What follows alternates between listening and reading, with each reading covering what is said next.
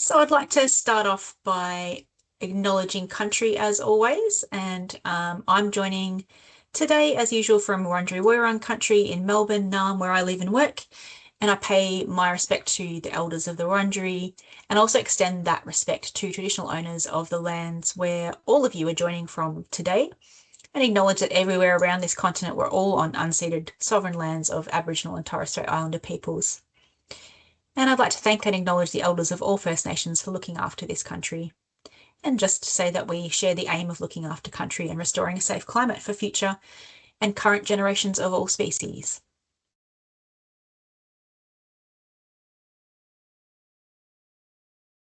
So just in case you've never come across us before, you've never been in one of our webinars before, we're Climate Emergency Australia, and we're a network of Australian councils that have declared a climate emergency. I know that many of you are joining from councils who are members of Climate Emergency Australia today. And I'll tell you a little bit more about how you can connect with us later, as well as some exciting things that we've got coming up, including the next round of training for local government leaders. For now, I want to start with just a tiny introduction to connecting the dots for urban biodiversity before I get all the way into introductions. So we're going to be hearing today about how councils and others are connecting the dots for urban biodiversity in our towns, cities and suburbs. So we'll be hearing from researcher Jess Obersby, who's been investigating urban wetlands in East Gippsland in Far East Victoria. And meanwhile, in Onkaparinga, the largest metropolitan council in South Australia, Rachael Hamilton and Sultan Umoru are going to be telling us about how they're using spatial guides to improve biodiversity outcomes on council land. But first, we're going to hear from Councillor Dr. Iwasaki from Merri-bek City Council. He's a native bee ecologist and a Merri-bek councillor, and he'll be telling us how councils can create and connect biodiversity corridors for pollinators across multiple local government areas. Now, guys, you can put your questions in the chat as we go if you like, unless you have something super burning that you need to be answered straight away in order to understand what's going on. But if not, we'll be having all our questions at the end at a little Q&A session. So Jay, over to you, and do let me know when to advance the slides because I will be clicking through for you today. Great, thank you.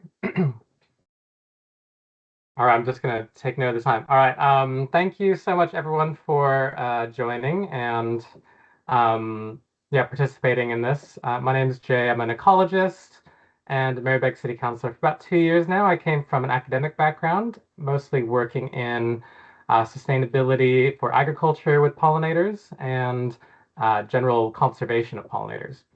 So my background here that I'll talk about is how councils can work together to support pollinators with biodiversity corridors. Thanks. Next. This is one of my papers from when I was at the University of Adelaide talking about the conservation of urban flower visitors in New Zealand and Australia. I've mostly worked in Australia and New Zealand the last 10, 15 years. And what is really exciting about bees and pollinators in general, flower visitors encompass a large group of wasps, bees, flies, is that people really care about pollination. It's something that's important to us. It's something that we have a connection with in terms of our food security, and people just like bees. So it's really great to have that support. Next. A recent study by one of my colleagues, James Dory and Amy, and some of these other co-authors here found that the bee diversity in Australia is much higher than previously thought. So overall, around the world, there's about 10,000 bee species thought to be around, 20,000. And that contrasts with birds, for example, which is about 10,000. So for every bird species, there's 2 bee species, and that's been revised upwards to about 26 to 30,000. Here in Australia, we've got about 2,600 estimated. So that's about 10% of the entire world biodiversity of bees. Next. So bees are great. We all know and love them. What value can they achieve for us as a conservation tool? Well, there's a concept called flagship species, and these are species that raise awareness of conservation. Typically, they're the big ticket, very exciting things to go see at the zoo, like tigers or gorillas, rhinos, and then other species like manatees, polar bears. These are things that we all know, we care about, become emblematic, and are, if you have a limited repertoire of what you know as far as wildlife goes, you focus on these species. And that can be really valuable because they may have large territories which protect many species around them. So in Australia, we have koalas, Tasmanian devils, and even numbats in Western Australia that are ubiquitous, but they're mammals typically which require expansive efforts and can be very expensive to conserve. So what about bees as a flagship species? We have many charismatic species. They're colorful, they're large, people can identify them easily, and they have close ties to humans. They're also much cheaper to protect, just in terms of the resources they need. They need a bit of nesting habitat, and they need a bit of food, which is flowers. So how do we embrace them? Next slide. Well, when it comes to biodiversity corridors, there's been a lot of work done in this space in Melbourne. So the Melbourne Biodiversity Network, which everyone should have a look at this, it should be made available to everyone later on. They've done a lot of work, a bunch of researchers at University of Melbourne, putting together a coordinated and consolidated understanding of the green spaces that are available to make into proper biodiversity corridors. Next slide. And these are often underutilized spaces, so existing open spaces that may be reserved for overhead power lines or pipeways that are just kind of sitting there and reserved, but could be used as biodiversity corridors. So they've done a lot of work identifying them throughout Melbourne. Next. This is just a bit of a lot of words, but something to look at later in the text. They go over what those kind of spatial typologies are that are available, as well as precedents. So good examples. One local example for Merri-bek are the Chain of Ponds collaboration with multiple other councils, and there's lots of great examples, but they generally are very disparate and have kind of they can stand on their own and aren't really consolidated. Next. So how do we do better with the limited resources we have in terms of biodiversity? So the goal of a biodiversity corridor is not just protecting species, but also expanding green space for climate change resilience. At the local level, there are three key strategies that were something that I think about and something that's been identified in that report. And that's supporting ongoing efforts. A lot of local groups have done the work already and are still doing the work without a lot of support. We can help connect them at a council level. And of course, the next step would be making sure we can consolidate and expand those efforts. At the state level, it's similar, but it's done through MPs rather than councillors and can be done at a larger scale. Next slide. So at a local level, I think everyone is aware council resources are limited and increasingly stretched. The costs of living are increased higher than council rates because of rate caps. So there's a need to find novel solutions to make things more efficient and offer indirect support to those community groups that are actually doing the work, and whether that's council resources that are non-monetary or other ways to help make sure that those existing groups can keep going with the efforts that they've been doing. Next slide. These corridors already exist in a lot of places, so I'm sure a lot of people know their local friends of groups, but you can just kind of tell from this area that there's a lot of spaces that, if you look at a map and you know where you are, you probably know a local example. Next slide. So what else can we do? We can also help connect. So that's what we're doing now with 100 and almost 150 people listening to this presentation, which is great.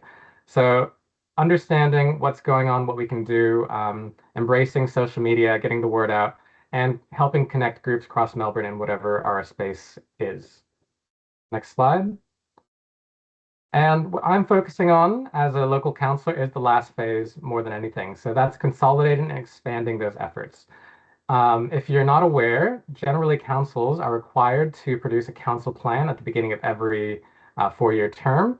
This is outlined by the Local Government Act. And there are 79 local councils in Victoria with around 700 councillors and thousands of candidates before this point. And a lot of people may not be have a background in biodiversity, may not be able to connect community groups or may not understand the benefits for climate change and resilience. And so getting councillors together to have an idea of how we can work together is one of my aims for the next 2 years and change. And one thing I'll talk about are election scorecards as well. Next slide. So this is an example from Merri-bek's council plan from the website.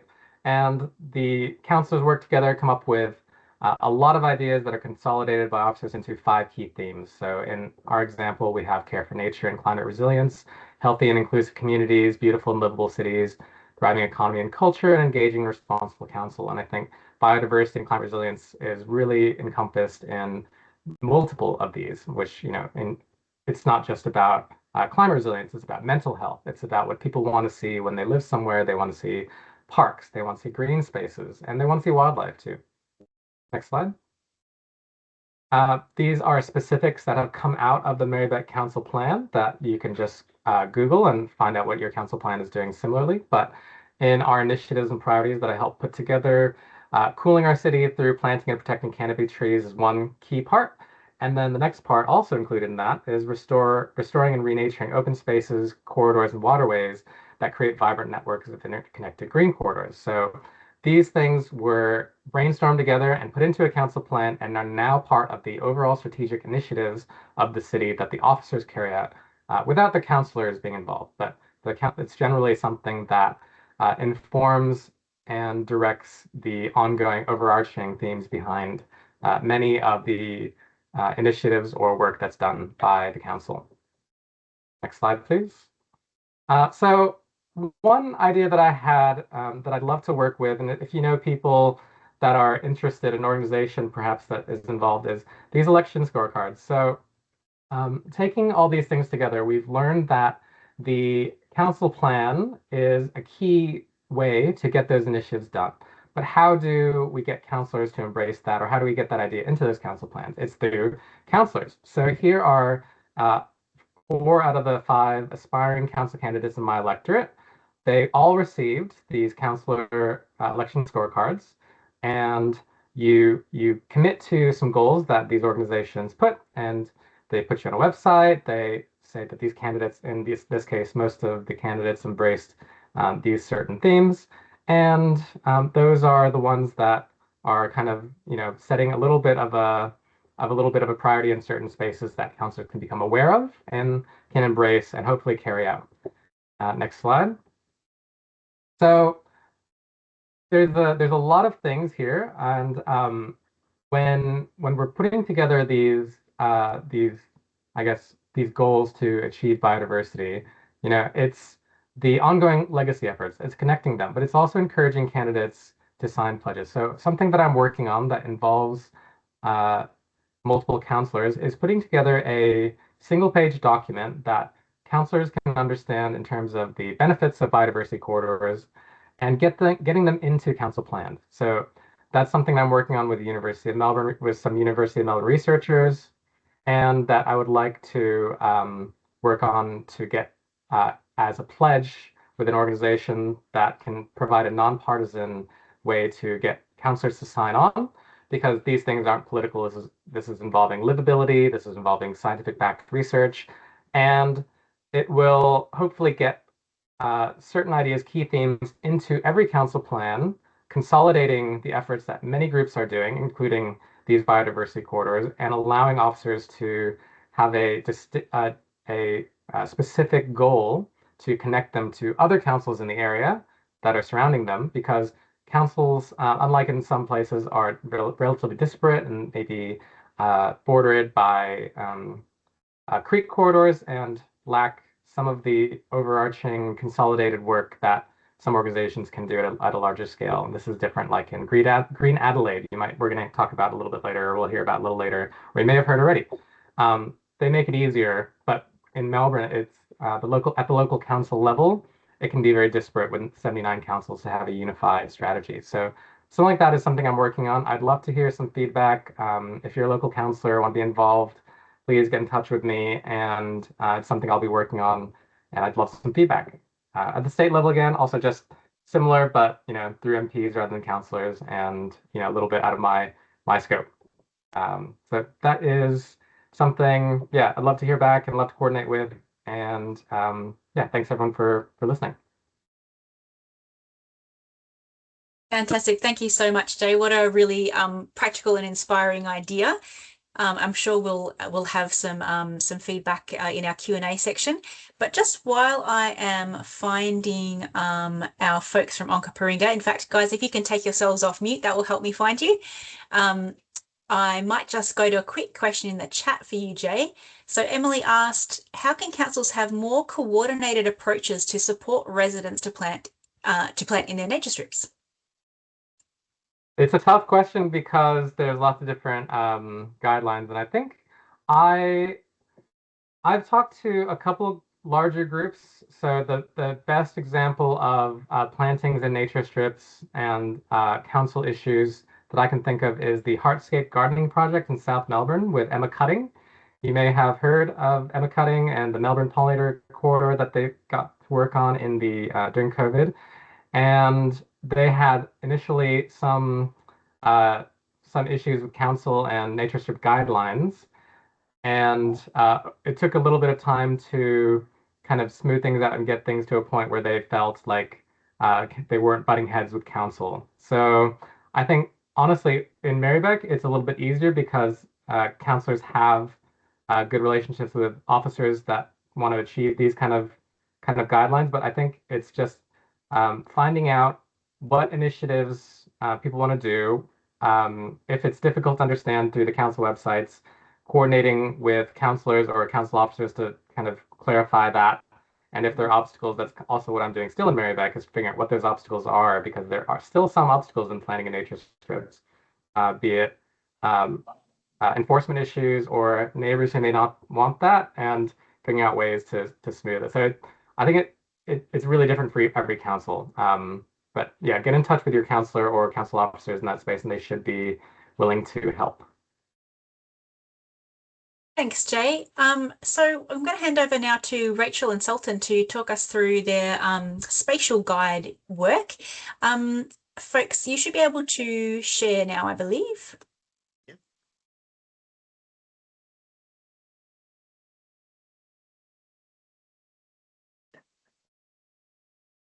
Great, that's looking good. Sorry, we'll just go back to the start. Here we go. Hello, welcome. I'm Rachael Hamilton, Senior Sustainability Advisor, and Sultan Umoru, Spatial and Asset Data Analyst at the City of Onkaparinga. Yeah. And we're coming to you from Ghana country, and we're going to talk to you about some work that we've been doing using spatial guides to improve biodiversity outcomes, but also urban greening and canopy. So we will literally be connecting the dots for you in this presentation. So we're just going to talk you through the City of Onkaparinga, as Sally mentioned, is the largest metropolitan council by geographic size and also population. We've got 182,000 residents. It's about 25 to 40 kilometres from the Adelaide CBD. And it's quite a peri-urban. It's the southernmost council area in the metropolitan Adelaide area. So it's got a large proportion of agricultural, rural land, and also well-known wineries, if you know McLaren Vale at all. But our landscapes comprise quite a variety of vegetation. We have 72 kilometres of creeks and rivers, 31 kilometres of coast. So we've got a lot of riparian, woodland and forests, coasts and estuaries with a large amount of coastline in our area, and also wetlands and other roadside vegetation.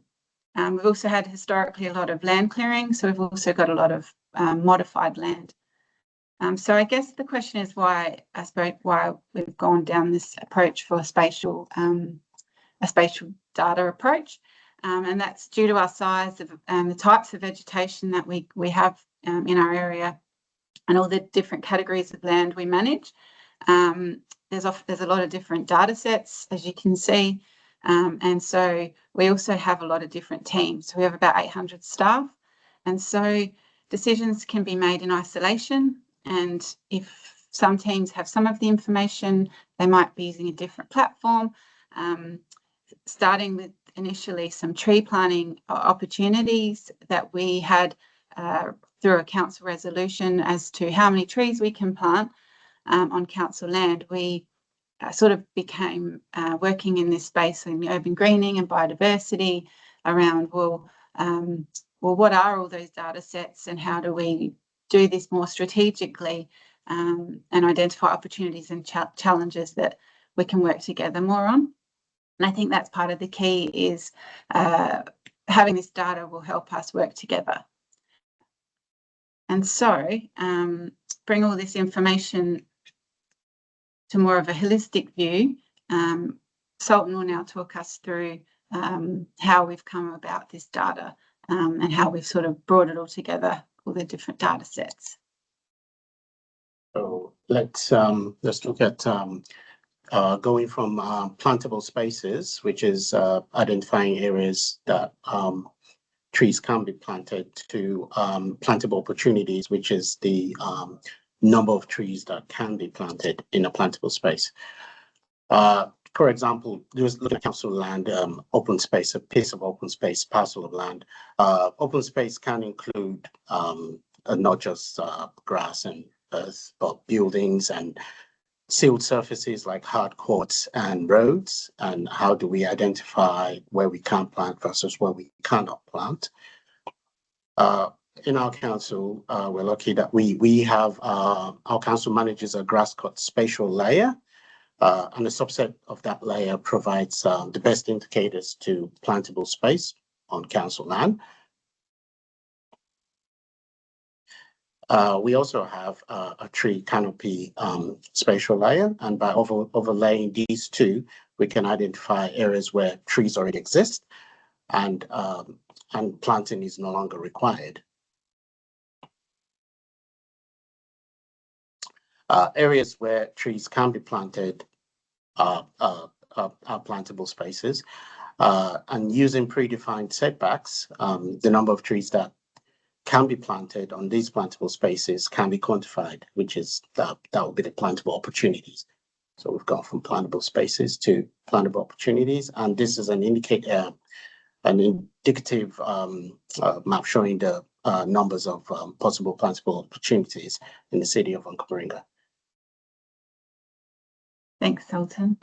And I guess on top of that, we've also overlaid things like heat, which a lot of you would be familiar with, the thermal imaging, the social vulnerability index.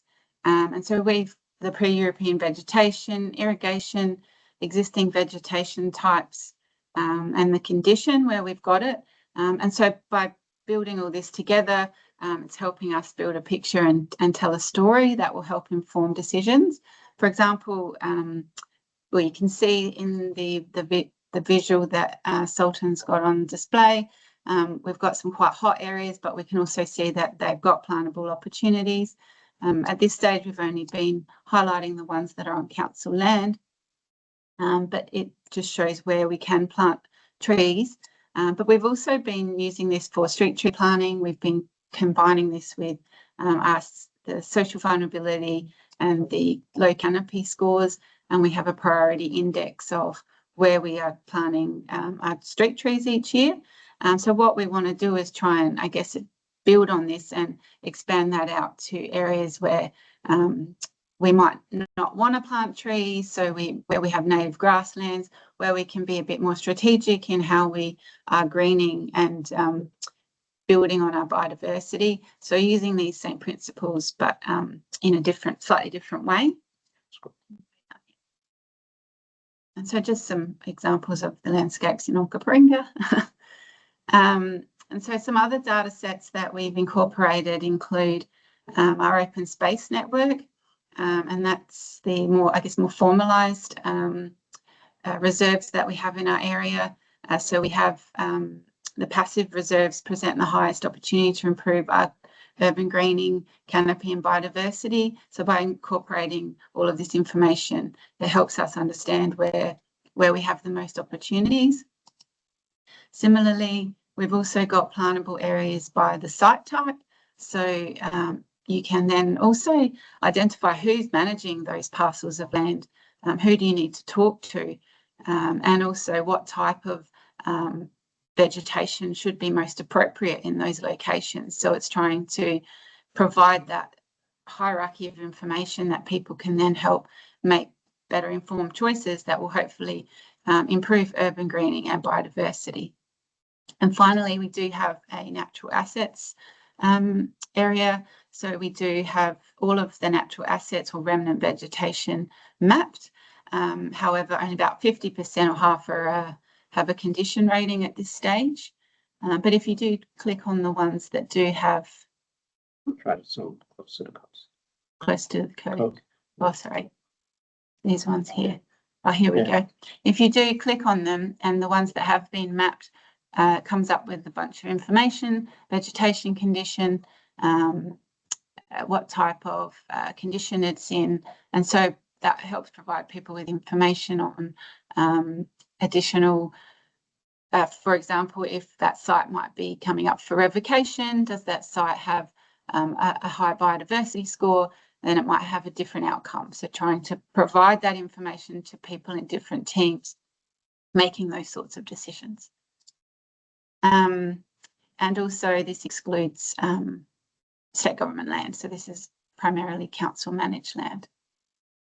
Another program we've also incorporated into this central sort of urban spatial greening guide is the ecological linkages study. So some staff undertook a study which we had 10 flagship species, which we were identified for both the habitat and also what would have strong potential community engagement. And so consultants analysed those 10 species based on known records, and we mapped these ecological linkages, which were tenure blind, and that study helps outline where we need to extend to support those ecological linkages. And it's also been a really good tool for community engagement through citizen science, and it's helped with some federally funded projects along 2 major creeks. So if you want more information on those, I can put you in contact with the staff involved in that, or we have details on our website. Finally, how can this work inform outcomes? So for us, it's helped us with our new canopy and greening targets, where we've got, and which has some biodiversity elements incorporated into them. It has helped with land revocations or change of land use, where we have high biodiversity or high numbers of trees. Just having that level of information on parcels that are being considered can help change what that parcel might be, or if it's changing its use, it might help better understand that it's got a high biodiversity value on that site. And new projects, the information feeds into our reserve upgrades and types of plantings. So even street tree plantings, we have quite a few sort of conservation areas in our council area. So ensuring plantings are, I guess, consistent with the surrounding environment and those that are planted adjacent to significant remnant vegetation. New greenfield developments, we've got quite a few happening in our area, and so they can incorporate, and we've had a few that have incorporated biodiversity sensitive urban design, so having that sort of information that can help inform better outcomes. And of course, biodiversity condition monitoring and management, trying to bring that all together. That's it from us. It was a quick summary of just how we're trying to bring all of those different elements and data together to make better outcomes and decisions. Thank you. I'll stop sharing now. Fantastic. Thank you, guys. That was very concise, but also very clear, and yeah, amazing to see the level of detail and the amount of prioritising and overlapping layers you can get there. Really fantastic. So thank you so much for sharing, and we'll come back to you for questions after we've heard from Jess. But for right now, Jess, over to you. You should be able to share away. Thank you very much, Sally. Right, See how long it takes. Mm-hmm. Oh, not long at all. Beautiful. All right. Hi, everyone. My name is Jess Obersby. I'm a research student currently at Federation University, and I've been looking at revaluing urban wetlands, so investigating community participation in environmental stewardship. Before I begin, I'd just like to acknowledge the traditional custodians of the land upon which I live and conduct my research, the Gunai-Kurnai people. I recognise their continuing connection to country, and I thank them for caring for country since the beginning of time. I pay my respects to elders, past, present and emerging, and extend that respect to all First Nations people. I acknowledge that sovereignty was never ceded, it always was and always will be Aboriginal land. So in terms of a little bit of background on urban wetlands, because I don't know where everybody here is from, obviously, you know, we're living in a changing climate. This is the climate emergency, Australia that's, you know, putting this on. So we're seeing more extreme weather events, we're seeing less rainfall. So we're living in a drying climate and our biodiversity is declining. Urban wetlands are really important. They contribute not only ecological values, you know, we know that wetland systems, including smaller wetlands in urban areas, are really high in biodiversity. They support many species of flora and fauna, especially water-dependent ones. But they also, you know, contribute a lot of social values to city and towns. You know, they have ecosystem services like flood mitigation, but all sorts of things like Jay was mentioning, that visual amenity, just nice natural spaces to look at, and recreational spaces, you know, for people to enjoy. So we really need to look at them as holistic, as social ecological systems. When councils construct wetlands, and we're sort of talking retarding basins, I mean, they're primarily for part of that water sensitive urban design to capture stormwater and mitigate flooding. But we need to remember that the more constructed wetlands we build in the environment, the more freshwater habitat we're going to have in landscapes. And that's increasingly important in urban landscapes that have a lot less green and blue spaces and more built up areas. So the Ramsar Convention is a convention on wetlands of international importance, and it acknowledges the role that wetlands play in maintaining both biological diversity and human well-beings. So human well-being, those things are interconnected. We look at wetlands, you know, as social ecological systems. And the framework for the wise use of wetlands shows that use is compatible with conservation, but the key word is wise, careful, you know, that careful use. So we need to care for these spaces. So my research, as Sally mentioned, was in East Gippsland. So the map of Victoria there, you can see that East Gippsland is the orange section. So East Gippsland Shire is very, very large. So East Gippsland Shire Council manage a really large area. But I needed to hone in on some urban wetlands, and Bairnsdale is one town there, represented by the little red dot, is one area in the enormity of the East Gippsland Shire that has just put in some relatively recent new wetlands in terms of water sensitive urban design.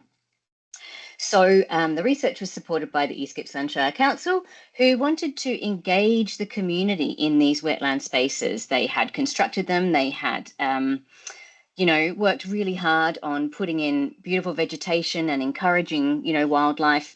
So the project was really about community connection to the local environment. So from a biodiversity perspective, we know that wetlands are valuable, but I really wanted to investigate the Bairnsdale residents' attitudes and perspectives on the urban wetlands in their town and look at some of those social values. Now, in East Gippsland, they have the Gippsland Lakes, which is a Ramsar site. So it's a wetland of international significance because it supports really large numbers of migratory birds, and it's a tourist destination. Now, the Gippsland Lakes system is variably saline, has an artificial opening at lake's entrance where seawater comes in. And studies have shown that the salinity of the lakes is increasing due to the decrease in rainfall and therefore fresh water entering the system. So, you know, sometimes urban wetlands can be really undervalued, and constructed wetlands can sort of be seen as the poor cousins of natural wetlands. But you know, it's really important that East Gippsland Shire's constructed wetlands are providing more habitat for freshwater dependent species that may have to leave some of the, you know, increasingly saline areas of the Gippsland Lakes. So we know they're really important ecologically, but what about these social values? So I wanted to find out how community members engage with the local wetlands. What do they do when they go there? What do they use them for? What do they value about them? And how could that lead to stewardship, to those local people looking after these spaces? So really wanted to identify opportunities for the council to increase engagement with them and increase stewardship of these wetlands in whatever form that might take, depending on what people valued about them. So I did a survey and I did walking interviews. I did 22 interviews where I actually walked with people around the wetland spaces while we talked, and I took some observational notes. So, unsurprisingly, I found that urban wetlands are valued by the Bairnsdale community for a really wide variety of reasons. Some of the key things that people identified as important were that connection to nature and birds specifically. People really, they said they really love to go there and just be sort of surrounded by nature and listen to and look at birds. And they went there for, you know, peace and solitude. On the other hand, there were lots of people who said that they really enjoyed social connection. So they would go and walk around the wetland with a partner or with friends, and that would be sort of a daily ritual. Or some people would walk their dogs there every day, and they really enjoyed stopping and chatting with the other dog walkers that they saw there. So people care about these spaces and they get something from them. You know, they get what they need from them, whether that be peace and solitude or social connection. But even though they do care about these spaces, there are some barriers to them taking stewardship action. So things like a lack of time, or maybe being too far from the site, that distance becomes an issue. But often it was just not knowing how. People said that they didn't know where the opportunities were to get involved in stewardship. So we looked at ways to increase stewardship. We wanted to know what people currently do. So 134 wetland users replied to the survey, and there was a question that asked, you know, do you do anything to take care of the space yourself? And you can see that graph there, that there are several things that people do. And I'm sorry, it's probably very small on your screen. But the big blue chunk there is picking up litter. Lots of people would pick up rubbish if they saw it when they were walking around the wetlands. Some people did citizen science, and 26% said they didn't do anything. They used the wetlands, but they didn't feel like they did anything to care for them. So we wanted place-based ideas. This was a place-based study. We were just looking at the people in Bairnsdale and their local urban wetlands. So the ideas that came up from participants for increasing stewardship included things like engaging schools and young children, and there were quite a few schools that were close to these urban wetlands. Another idea was putting up some interpretive signage so that people could you know, read those things, look at the photographs and find out what species were there at the wetlands. And people wanted to see some organised activities, maybe working bees or similar things, where locals were actively sort of invited so that they could find out about those opportunities to come and care for the wetlands. Now, only 20% of people surveyed said that they currently participated in citizen science at the wetlands, but 77% of people said they wanted to learn more about the wetlands. And the best way for them to do that is to get involved in citizen science, to connect with those experts that have that knowledge that they really want.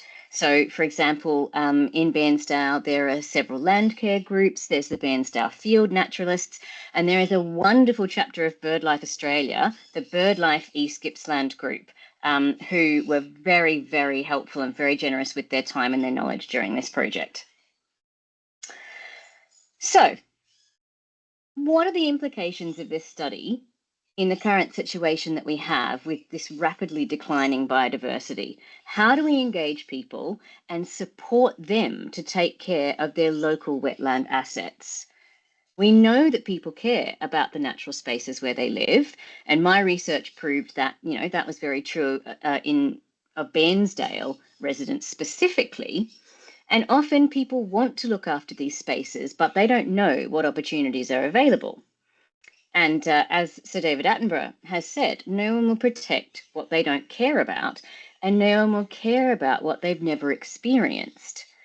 So there is a huge untapped potential to involve people in citizen science, to involve communities, to involve schools, so these people can learn about the incredible biodiversity that is right on their doorstep. And so councils can do a lot of things. Councils can connect community members who use and care about their natural spaces, educate them, give them skills to care for these spaces through connecting them with citizen science groups. So this might look like resourcing a local bird life or a land care group to run an event. It might look like encouraging participation in a local BioBlitz competition using iNaturalist and perhaps, you know, providing some prizes for people who find the most species. There's a lot of ways that council can support it. And I know Jay mentioned before, you know, budgets are hugely stretched, and open space budgets, you know, have to look after all the green spaces and the blue spaces in a council. But that's why, you know, encouraging that community participation is so important, because I think that working together, if people get together, urban communities can help to preserve biodiversity. So I would just like to thank my supervisors for this project, Associate Professor Jess Reeves, Dr. Pat Bonney and Dr. Brigitte Hansen. And I have to thank my fantastic supervisor at the East Gippsland Shire Council, Wayne Burton, and his sustainability team, who were just incredibly generous with their time and their expertise, and made it an absolutely lovely project to do out there in East Gippsland. So thank you. Fantastic, Jess. Thank you so much. Bit of a through line there between your presentation and Jay's regarding how we get communities engaged. So I'm going to bring back Jay and Rachael and Sultan as well now. And we've got about 10 minutes or so for some Q&A. I see that we've already got some in the chat, so I'll go to those ones first. But if you've got a question, you want to put that in the chat now, I'll put your hand up. Go for it. I know the first one was from you, Jess, which was for Rachael, about the social vulnerability data. Can you tell us a little bit more about that, Rachael? Sure. So Sultan actually might be able to help me with that one. It's ABS data. It can be downloaded from the Australian Bureau of Statistics or Data SA. It's a static layer though. So I guess the key difference is the heat and the social vulnerability are more static layers, whereas some of the other layers we have, how do you explain them more? Interactive data. Yeah. Well, I'm wondering if Jess's question was about how, like, what did you actually do with that information? How did you target your activities around that? Thank you for clarifying, Sally. So we've used that primarily for our street tree planting program to date. So essentially it's been, we've done a matrix between the social vulnerability low social vulnerability, low canopy, high heat. And so we have been planting for about nearly 10 years, our annual street tree planting in those high priority suburbs. So we had initially 12 high priority suburbs that we were planting, and we've been working our way through those. And so that's the main way we've been using the social vulnerability data to date. But I guess having that data in there will help us understand if there's other ways we can apply that for areas that may need urban greening or cooling or other elements. Yeah, great. Thanks, Rachel. We had a question from Sherilyn asking about light pollution and the significant relationship with biodiversity, including pollinators and vegetation. So yeah, just wondering if any of you are aware of council initiatives to reduce artificial light. And she referred to ALAN as well. I've forgotten what that stands for, but I'm sure that you guys know. Anybody want to comment on that one? I don't know what ALAN stands for. But I am participating in an urban light pollution seminar at the University of Melbourne, I think in a few months. Oh, artificial light at night. Okay, great. Oh, hi, Judy. And I'll be keen to. It's not currently part of our. It's not really integrated into any of the things that we're doing on council as part of biodiversity, but it's something I'll be keen to explore more later. And anyone can get in touch with me later on to talk more about that at a council level. I'll be interested to see what comes out of the panel at the symposium I'm at in a few months. Rachael and Sultan, being part of the biggest metropolitan council in Adelaide, is this something that you guys have come across?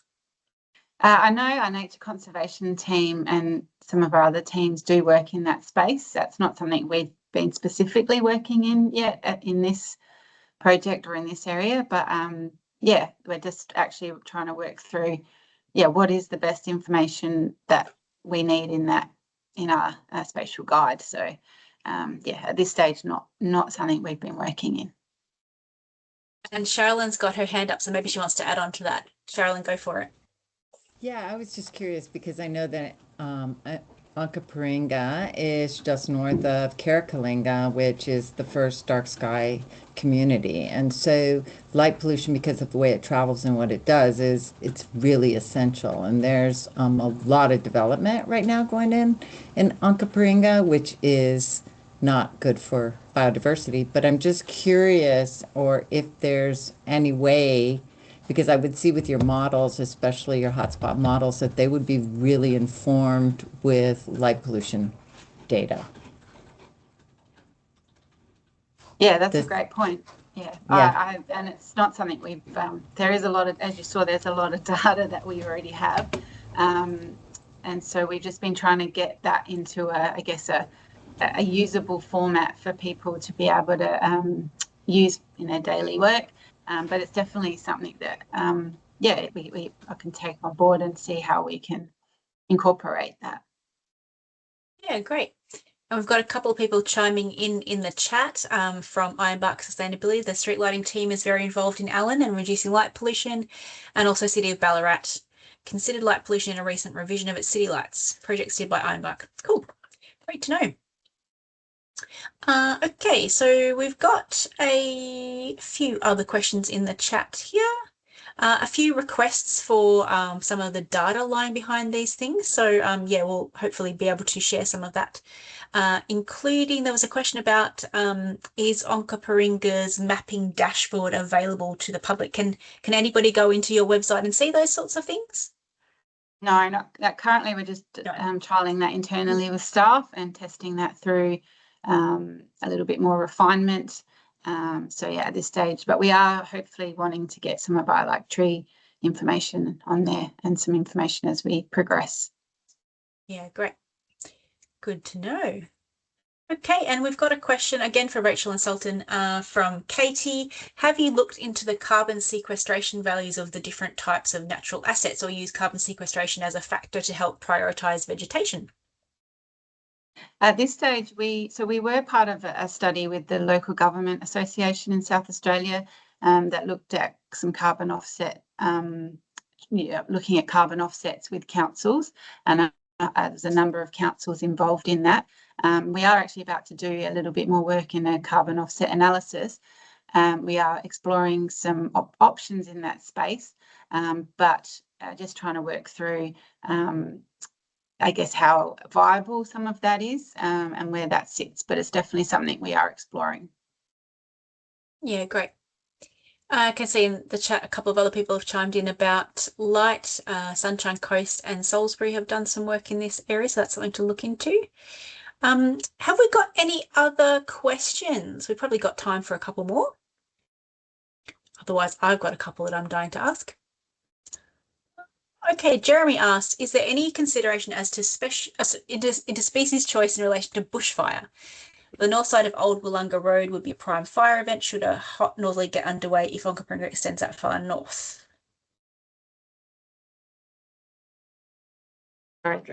There was a separate project that we undertook, a bushfire mapping project. So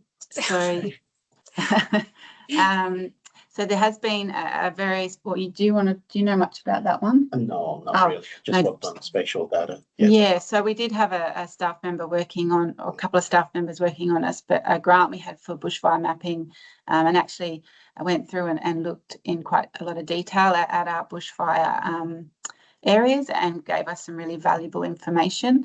And so we've been using that data for quite a lot of things in council.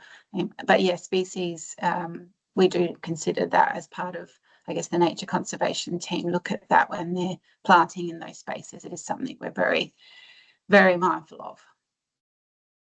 Yeah, great. Okay, just before we start wrapping up, I had a couple of questions that I wanted to ask Jay and Jess, which were, if there was one thing that you wished that people knew more about urban wetlands and bees respectively, what would it be? Maybe you first, Jess, and then Jay. If I one thing. Well, I suppose a lot of people, when they think of wetlands, they think of vast huge lakes, bodies of water and stuff out in the wilderness, and natural wetlands come to mind. And I think constructed wetlands, people think, oh, they're just retarding basins and they're just, they're just there filtering stormwater and that sort of thing. And they really underestimate how biodiverse those spaces are and the amount of habitat that they provide in an urban setting. And they can be, especially if we connect them up with corridors, they can support a lot of wildlife that I think people just don't think of, I suppose. Cool. And Jay?